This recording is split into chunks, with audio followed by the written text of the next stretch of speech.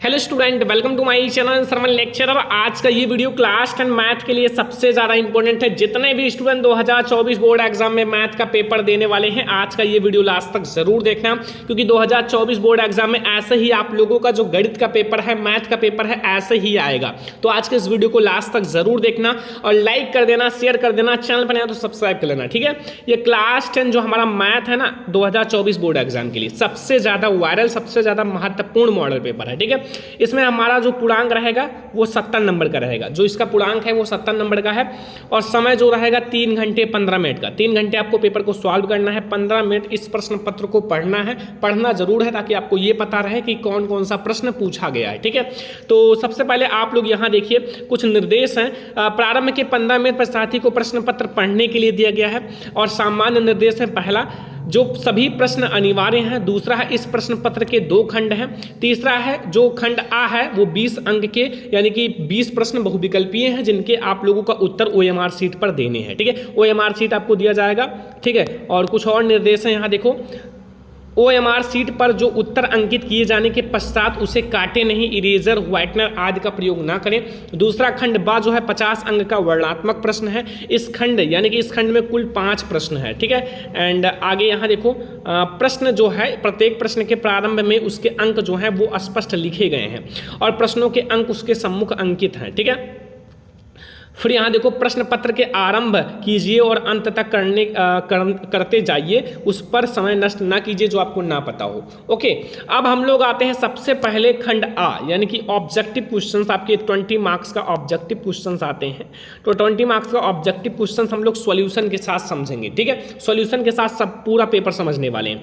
तो खंड आ जो रहेगा, सबसे पहले आपको बहुविकल्पीय प्रश्न रहेगा 20 मार्क्स का, जिसका आंसर OMR शीट पर देना है। तो पहला प्रश्न देखो, एक परिमेय और संख्या का दशमलव प्रसार सदैव होता है। एक परिमेय संख्या है, परिमेय संख्या का दशमलव प्रसार सदैव कैसा होता है? 1 नंबर का ऑब्जेक्टिव क्वेश्चन है, ठीक है। शांत, अशांत है या शांत है, और भी आपके ऑप्शंस हैं यहाँ, उपयुक्त दोनों या इनमें से कोई नहीं। तो याद रखना, जो हमारा अपरिमेय संख्या है या फिर परिमेय संख्या, ठीक है, परिमेय संख्या का जो दशमलव प्रसार होता है वो सदैव शांत होता है। कैसा होता है? शांत होता है। परिमेय संख्या है, परिमेय संख्या का मतलब होता है शांत, ठीक है। तो यानी कि शांत रहता है इसका दशमलव प्रसार। 1 मार्क्स आपका ऑब्जेक्टिव फिक्स हो गया। अगला क्वेश्चन देखो स्टूडेंट, यहाँ दूसरा नंबर क्वेश्चन, एक शून्येतर परिमेय संख्या और एक अपरिमेय संख्या का गुणनफल होता है। एक शून्येतर परिमेय संख्या जो हमारा परिमेय संख्या होता है और एक अपरिमेय संख्या है, इनका गुणनफल कैसा होगा? ठीक है, सदैव अपरिमेय, सदैव परिमेय, या परिमेय अपरिमेय दोनों, या फिर आपका एक। तो याद रखना, जो हमारा परिमेय संख्या है और अपरिमेय संख्या, अगर आप इनका गुणनफल करोगे ना तो वो सदैव अपरिमेय ही होगा, ठीक है, अपरिमेय होगा। जैसे 2 का मल्टीप्लाई आप √5 से करोगे तो ये हमारा अपरिमेय, ये परिमेय, दोनों का गुणा हुआ तो हमारा अपरिमेय हो गया, ठीक है। तो सदैव अपरिमेय होगा, ठीक है। तीसरा क्वेश्चन देखो बच्चों, सारा क्वेश्चन तैयार कर लेना, ठीक है, क्योंकि ये 1 मार्क्स का ऑब्जेक्टिव आपका बिल्कुल फिक्स हो जाएगा। तीसरा है, रेखाओं जो है x = 0 और 2x + 3y = 12 का प्रतिच्छेद बिंदु है, ठीक है। इसका प्रतिच्छेद बिंदु क्या है? तो 2x है और +3y = 12। x की जगह 0 रख दो, ये 0 हो जाएगा, +3y = 12। आप 12 में 3 से भाग दोगे 4 हो जाएगा। देखो हमारा 4 हो जाएगा, x तो आपका 0 है और y हमारा 4 हो जाएगा, 0,4, ठीक है। आप लोगों को मैं कॉपी में लिख कर अच्छे से समझा दूंगा। अभी मैं आपको बता रहा हूँ कि ऐसे ही आपका पेपर आएगा, मैं आपको सोल्यूशन भी थोड़ा समझा देता हूँ, ठीक है। तो 0,4 हमारा सही हो जाएगा, सेकेंड वाला ऑप्शन 0,4, ठीक है, 1 नंबर का ऑब्जेक्टिव है। अगला देखो स्टूडेंट, यहाँ क्वेश्चन नंबर 4, वह सबसे बड़ी संख्या जिससे 70 और 125 को विभाजित करने पर क्रमशः शेषफल जो है 5 और 8 प्राप्त होता है, ठीक है। 5 और 8, देखो आप लोग शेषफल यानी कि इसका जो है, देखो हमारा 70 है, इसका शेषफल 5 है, तो 70 में से आप 5 घटाओगे हमारा 65 हो जाएगा, ठीक है, 65। और 125 में से 8 घटाओगे तो हमारा कितना हो जाएगा? आप 8 घटाए यानी कि 5 इधर और 3 इधर, 117 और 65। देखो 117 और 65 जो है वो दोनों किससे कट रहा है? 13 से, यानी कि 13 से कट जाएगा। 65 भी 117 भी, तो हमारा 13 सही हो जाएगा, ठीक है। मैं आपको कॉपी में सॉल्व करके समझाऊंगा, लेकिन अभी आप लोग ऐसे समझ लो जैसा मैं आपको समझा रहा हूँ, क्योंकि ये आप लोगों को पूरा पेपर समझ कर जाना है आज, और आप लोग खुद से भी सॉल्यूशन करने की कोशिश करो। समीकरण 2x + ay = 1 तथा 3x - 5y = 7 का कोई भी हल नहीं होगा। a का वैल्यू क्या होगा? 3/10 -3/10 -10/3 या 10/3। ठीक है। तो याद रखना हमारा क्वेश्चन नंबर 5 का -10/3 हो जाएगा। मैं आपको कॉपी में जब सॉल्यूशन कराऊंगा तो बहुत अच्छे से समझा दूंगा। अभी आप लोग कोशिश करना, ट्राई करना, नहीं कर पाना कमेंट कर देना, ठीक है। -10/3 हो जाएगा क्वेश्चन नंबर 5 का 3 वाला ऑप्शन सही। अगला क्वेश्चन देखो बच्चों, 6 नंबर क्वेश्चन है, द्विघात समीकरण 2x² - 4x + 3 = 0 के बारे में निम्न कथनों में से विचार कीजिए। पहला, दिए गए समीकरण का विविक्तर 0 से कम है, समीकरण के कोई भी मूल वास्तविक नहीं है, समीकरण का विविक्तर 0 है, या फिर समीकरण के मूल वास्तविक है, ठीक है। तो यहाँ हमारा दिए गए समीकरण का विविक्तर 0 से कम है। जब आप इसका आपका विविक्तर निकालोगे तो 0 से कम होगा, और 0 से कम होगा तो वो वास्तविक नहीं होगा, ठीक है। इसलिए हमारा ए और बी दोनों ऑप्शन सही है। देखो ऑप्शन आपका है ये, देखो नीचे आपका उस टाइप से दिया हुआ है, तो ए व बी दोनों सही है, यानी कि हमारा पहला ऑप्शन सही है, ठीक है। 7 नंबर क्वेश्चन है, AOBC एक आयत है ऐसे AOBC जिसके 3 शीर्ष, A जो हमारा है वो 0,3 है, O जो है वो 0,3 है, एंड V जो है वो 5,0 है। तो इनके हमें विकर्ण ज्ञात करना है, ऐसे विकर्ण, ये वाला विकर्ण ज्ञात करना है। तो ये कॉपी में समझाऊंगा तो अच्छे से समझ में आएगा। वैसे हमारा रूट 34 होगा, रूट 34 हो जाएगा। हमारा तीसरा ऑप्शन सही है, ठीक है। ये मैं आप लोगों को बहुत अच्छे से समझाऊंगा कॉपी में, अभी आप लोग ऐसे समझ लो पूरा, ठीक है, क्योंकि आप लोग बोर्ड एग्जाम में टॉपर बनने के लिए मैं आप लोगों को बहुत ज़्यादा अच्छे से समझा रहा हूँ। तो 8वां नंबर हमारा है बच्चों कि यदि समीकरण x² प्लस आपका kx - 5/4 = 0 का मूल जो है 1/2, तो k का मान है, k का मान ज्ञात करना 1 नंबर का ऑब्जेक्टिव है। तो यहाँ 2 होगा या -2 होगा, 1/4 होगा या 1/2 होगा। तो क्वेश्चन नंबर 8 का हमारा ऑप्शन नंबर फर्स्ट सही है, 2 होगा, याद रखना 2 होगा, ठीक है। k के स्थान पर आप इसकी वैल्यू रख दो, मूल रख दो, हमारा 1/2 बस आ जाएगा, ठीक है, 2 होगा। अगला क्वेश्चन है 9 नंबर क्वेश्चन, सारे 1-1 नंबर के ऑब्जेक्टिव हैं, याद रखना 20 ऑब्जेक्टिव 20 क्वेश्चन रहेंगे। 2 त्रिभुज समरूप होते हैं तो इनके संगत भुजाओं का कोण जो होगा वो बराबर होगा, इनकी संगत भुजाएं एक दूसरे के अनुपात में होंगी, उपयुक्त दोनों या इनमें से कोई नहीं। तो दोनों सही है, ठीक है। एक तो इनके संगत कोण बराबर होंगे और इनकी जो संगत भुजाएं हैं एक ही अनुपात यानी कि समानुपात में होती हैं, ठीक है। क्वेश्चन नंबर 10 देखो, यदि एक समकोण यानी कि त्रिभुज ABC में कोण C जो है वो 90 डिग्री है, AC = 3 सेंटीमीटर और BC = 4 सेंटीमीटर, तो बिंदु C से जाने वाली मध्यिका का माप होगा, 1 नंबर का ऑब्जेक्टिव है, ठीक है। 2.5 सेंटीमीटर, 3 सेंटीमीटर, 3.5 सेंटीमीटर या 4 सेंटीमीटर, तो ये होगा 2.5 सेंटीमीटर। सॉल्व करके देख लेना, ठीक है। मैं आप लोगों को सॉल्व भी कराऊंगा, अभी आप लोग समझो पूरा। एक चतुर्भुज के विकर्ण की लंबाई है 16 सेंटीमीटर, 12 सेंटीमीटर, तो इस चतुर्भुज की भुजा की लंबाई होगी, 1 मार्क्स का ऑब्जेक्टिव है, ठीक है। अगर आप लोग कमेंट करोगे ना तो कॉपी में मैं आपको इसको लिख कर अच्छे से समझाऊंगा 1 से 2 घंटे बहुत अच्छे से। तो इसीलिए मैं आपको पहले पेपर समझा देता हूँ, समझो कि आपका पेपर ऐसे ही आएगा, ठीक है। तो यहाँ 9 सेंटीमीटर, 10 सेंटीमीटर, 8 सेंटीमीटर, 20 सेंटीमीटर, ठीक है। तो इसका हमारा होगा 10 सेंटीमीटर, याद रखना बहुत आसान है। 2 समरूप त्रिभुजों की भुजाएं 4:9 के अनुपात में इसका क्षेत्रफल का अनुपात होगा। फिर 4 का स्क्वायर कर लो, 9 का स्क्वायर कर लो, 4 का स्क्वायर 16 और 9 का हमारा 81, यानी कि 16:81 हो जाएगा, 16:81, यानी कि हमारा 4 वाला ऑप्शन सही है। अगला क्वेश्चन आ जाओ बच्चों, क्वेश्चन नंबर 13 देखो, यदि 4 tan थीटा = 3 तो हमारा 4 sin थीटा - cos थीटा और अपान में 4 sin थीटा + cos थीटा बराबर है, 1 मार्क्स का ऑब्जेक्टिव है। ऑप्शन नंबर फर्स्ट है 2/3, 1/3, 1/2, 3/4। तो बच्चों बहुत ज़्यादा इंपॉर्टेंट है 13 नंबर क्वेश्चन, तो इसका हमारा 1/2 हो जाएगा, ठीक है। क्वेश्चन नंबर 3 हमारा ऑप्शन सही है, क्वेश्चन नंबर 13 का 3rd ऑप्शन यानी कि 1/2 हमारा सही हो जाएगा।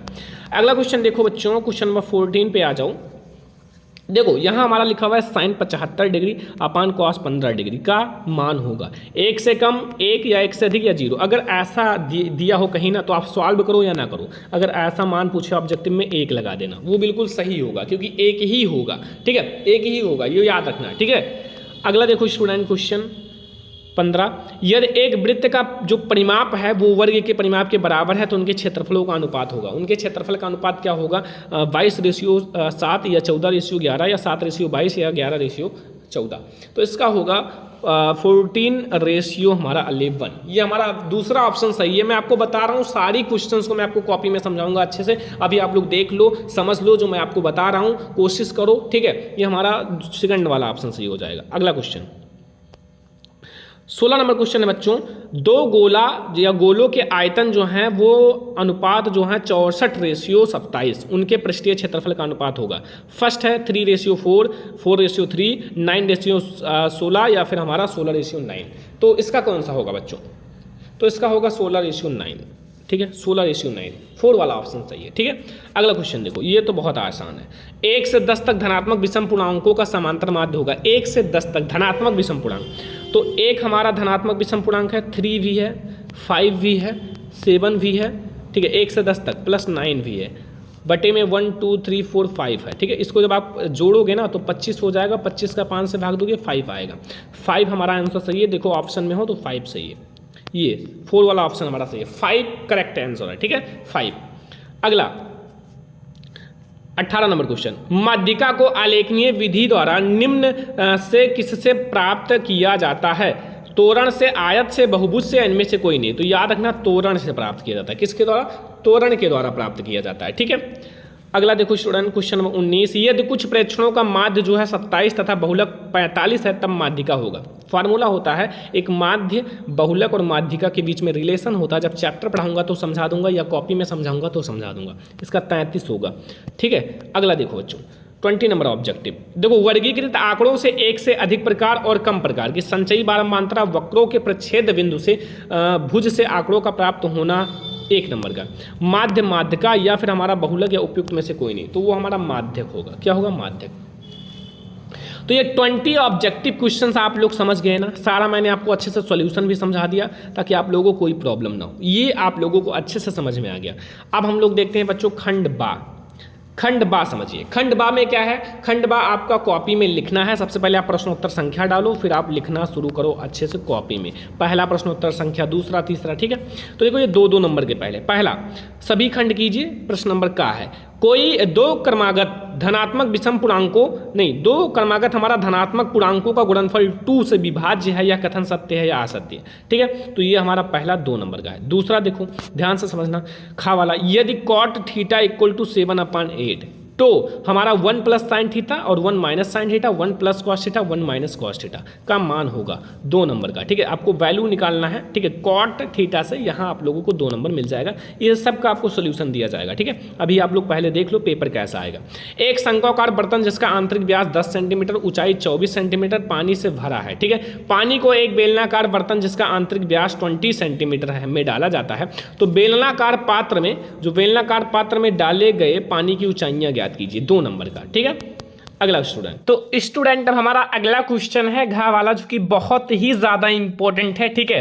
देखो इसमें जितने भी क्वेश्चंस हैं आपका बहुत ज़्यादा इंपॉर्टेंट है। ये हमारा मॉडल पेपर बहुत ज़्यादा वायरल है, ठीक है। आपका देखो निम्न आंकड़ों का समांतर माध्य ज्ञात करना है और वर्ग अंतराल और बारंबारता दिया हुआ। वर्ग अंतराल आपका 10 से 20, 20 से 30, 30 से 40 एंड 40 से 50, 50 से 60, 60 से 70, ठीक है। और 10 का आप लोगों का इसमें डिफरेंस है, अंतर है। और बारंबारता है 2, 7, 12, 15 एंड 8 एंड 6। तो अगर आप यहाँ समांतर माध्य बहुत छोटा सा होता है, समांतर का माध्य का फार्मूला लगाओ और आपको आंसर मिल जाएगा। 2 मार्क्स आपको तुरंत मिल जाएगा, ठीक है। बहुत ज़्यादा आसान है और अगर आप लोगों को नहीं पता तो सॉल्यूशन मिल जाएगा। बिंदु -4,6 बिंदुओं माइनस जो आपका ए है वो -6,10 है और वी जो है वो 3,-8 को जोड़ने वाले रेखाखंड को किस अनुपात में विभाजित करता है। ये 2 मार्क्स का है बच्चों और ये 2 मार्क्स आपको मिल जाएगा अगर आपको अच्छे से सॉल्व कर लोगे, ठीक है। चार क्वेश्चन है कि के का मान ज्ञात कीजिए यदि बिंदु ए जो है वो 2,3, वी जो है वो 4,k और सी जो है वो 6,-3 संरेखी हैं। अगर आपका के की वैल्यू 0 आता है तो बच्चों वो संरेखी हैं। अगर के की वैल्यू 0 नहीं आता तो वो संरेखी नहीं है। आप लोग त्रिभुज का फार्मूला लगाओ जो हाफ वाला आता है, ठीक है। बहुत आसान है, लगाकर आप लोग ये 2 नंबर तुरंत ले सकते हो। अब देखो स्टूडेंट बहुत ही ज़्यादा इंपॉर्टेंट क्वेश्चन है 2 वाला, यानी कि यहाँ आपके 4-4 नंबर के क्वेश्चन स्टार्ट हो गए हैं, ठीक है। पहला का वाला है ग्राफ द्वारा, ठीक है। ग्राफ द्वारा जांच कीजिए कि रैखिक समीकरण युग्म जो है वो 2x + y - 6 जो है बराबर 0 और 4x - 2y बराबर आपका -4 बराबर 0 संगत है। यदि ऐसा है तो ग्राफीय विधि द्वारा हल कीजिए। अगर संगत है तो ग्राफीय विधि द्वारा हल करो, ठीक है। 4 मार्क्स आपको मिल जाएगा। असंगत है तो उसे कोई हल करने की जरूरत ही नहीं है, ठीक है। खा वाला क्वेश्चन है सब 4 मार्क्स के हैं। ये थोड़े सा हार्ड हैं लेकिन बहुत ज़्यादा ईजी हैं और इंपॉर्टेंट हैं।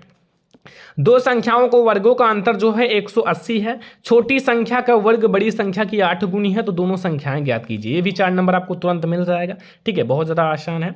अगला क्वेश्चन देखो स्टूडेंट, गा वाला, ज्ञात कीजिए कि रैखिक समीकरण युग्म जो है 2x - 3y बराबर 8 है और 4x - 6y बराबर 9 संगत है या असंगत। तो ये भी आपको 4 नंबर मिल जाएगा संगत और असंगत बताने पर। ठीक है, घा वाला क्वेश्चन देखो बच्चों, घा वाला, दो खंभे जिनकी ऊंचाइयां 8 मीटर और 11 मीटर, ठीक है, तथा ये समतल भूमि पर खड़े हैं। यदि इनके पाद बिंदुओं के बीच की दूरी 12 मीटर हो तो इनकी जो सिरों के बीच की दूरी ज्ञात करनी। ये भी 4 नंबर का है। ऊंचाई और दूरी हाइट एंड डिस्टेंस में से, हाइट एंड डिस्टेंस के आपके लॉन्ग क्वेश्चंस आते हैं और लघुत्तरीय, ये बहुत ज़्यादा इंपॉर्टेंट चैप्टर है, तैयार कर लेना। ठीक है, अगला है किसी स्कूल की कक्षा 10 की जो लड़कियां हैं, 51 लड़कियों की ऊंचाइयां एक सर्वेक्षण किया गया, निम्नलिखित आंकड़े प्राप्त हुए। ठीक है, ये भी 4 मार्क्स का है। देखो ऊंचाइयां सेंटीमीटर में है, 140 से कम, 145 से कम, 150 से कम, 155 से कम, 160 से कम, 165 से कम, यानी कि 5 का डिफरेंस है। और लड़कियों की संख्या है 4, 11 एंड 29 एंड 40 एंड 46 एंड 51। ये भी 4 मार्क्स का मिल जाएगा। इसका आपको माध्यक ज्ञात करना है, माध्यक का फार्मूला लगाओ, आपको माध्यक मिल जाएगा। ये भी आपका 4 मार्क्स का है। अभी आप लोग समझ लो आपका पेपर कैसा आएगा 2024 बोर्ड एग्जाम में, इसलिए मैं आप लोगों को बहुत ही अच्छे से समझा रहा हूँ। ठीक है, चा वाला क्वेश्चन बच्चों समझो, नीचे आपका यदि नीचे दिए गए बटन का समांतर माध्य 28.5 हो तो x तथा y का मान ज्ञात कीजिए। 4 मार्क्स का क्वेश्चन है। देखो वर्ग अंतराल है 0 से 10, 10 से 20, 20 से 30, 30 से 40, 40 से 50, 50 से 60 और बारंबारता है 5x, 20, 50 एंड y एंड 5। ये 4 मार्क्स आपको मिल जाएगा अगर आप x और y की वैल्यू ज्ञात करोगे। x और y की वैल्यू बहुत आसान है, ज्ञात हो जाएगा। अब आपका लॉन्ग क्वेश्चन आ रहा है बच्चों। लॉन्ग क्वेश्चन देखो, पहला, निम्न समीकरणों के युग्म जो है रैखिक समीकरणों के युग्म में बदलकर हल कीजिए। ठीक है, यहाँ देखो पहला क्वेश्चन है। ठीक है, 10/x + y and +2/x - y बराबर 4, ये हमारा पहला समीकरण है। दूसरा 15/x + y and -5/x - y बराबर -2, ये दूसरा समीकरण है। दोनों को पहले आप मान के 1/x जो है 1/x + y को a मान लो और 1/x - y को v मान लो। ठीक है, बहुत ज़्यादा आसान है, 6 नंबर मिल जाएगा। पहले रैखिक समीकरण युग्म में बहुत सरल तरीके से बता दूंगा। ठीक है, अगला देखो स्टूडेंट, यहाँ अगर वो नहीं आता तो आप ये कर सकते हो। 8वां है, 3 वर्ष पूर्व रहमान की आयु वर्षों का व्युत्क्रम और अब से 5 वर्ष पश्चात आयु के व्युत्क्रम का योग 1/3 है। उसकी वर्तमान आयु ज्ञात कीजिए। बहुत ज़्यादा आसान है, 6 नंबर आपको मिल जाएगा। बहुत ही ज़्यादा आसान क्वेश्चन है। अब देखो लॉन्ग क्वेश्चन में हाइट एंड डिस्टेंस का क्वेश्चन आ गया, मैंने बताया था कि आएगा बच्चों हाइट एंड डिस्टेंस का एक ना एक क्वेश्चन लॉन्ग में। देखो एक बहुमंजिल भवन के शिखर जो है, ठीक है, शिखर देखने पर 8 मीटर ऊंचे, भवन के शिखर और तल के अनुमान कोण क्रमशः 30 डिग्री और 45 डिग्री है। ठीक है, बहुमंजिल भवन की ऊंचाइयां, दो भवनों के बीच की दूरी ज्ञात कीजिए। 6 नंबर मिल जाएगा। अथवा आप इसको कर सकते हो, भूमि के एक बिंदु से P, ठीक है, से 10 मीटर ऊंचे भवन के शिखर का उन्नयन कोण 30 डिग्री है। भवन के शिखर के एक ध्वज को लहराया गया और P से ध्वज के शिखर का उन्नयन कोण 45 डिग्री है। ध्वज दंड की लंबाइयां और P से भवन की दूरी ज्ञात कीजिए। 6 नंबर आपको मिल जाएगा, मतलब 6 नंबर का है, दोनों में से कोई एक सॉल्व करना है। तो ये है हमारा मैथ का वायरल पेपर। अगर आप ये पूरा पेपर तैयार कर लेते हो ना मैथ का, तो आप लोगों को मैथ में 70 में 65 आप लोगों का आएगा। इसका सॉल्यूशन भी मैं आप लोगों को प्रोवाइड करा दूंगा। ठीक है, आज के इस वीडियो को सारे बच्चे पहले लाइक कर देना और एक काम करना, एक फ्रेंड्स के साथ शेयर जरूर कर देना, सभी अपने फ्रेंड्स के साथ शेयर कर देना। ठीक है, और जितने बच्चे सरवन लेक्चर ऐप को डाउनलोड नहीं किए हैं डाउनलोड कर लो, उसमें टॉपर बैच को सारे स्टूडेंट ज्वाइन कर लो। ठीक है, आपसे रिक्वेस्ट है कि टॉपर बैच, क्योंकि वहाँ पूरी तैयारी बहुत ही तेजी से चलाई जा रही है, टॉपर बैच को ज्वाइन करो। इस नंबर पे कांटेक्ट कर लेना 9918863196। ठीक है, इस नंबर पे कांटेक्ट कर लेना। ठीक है, क्योंकि हम आप लोगों को बहुत अच्छे से बताएंगे कैसे टॉपर बैच ज्वाइन करना है। तो चलो हम लोग मिलते हैं नेक्स्ट इंपॉर्टेंट वीडियो में, तब तक के लिए धन्यवाद।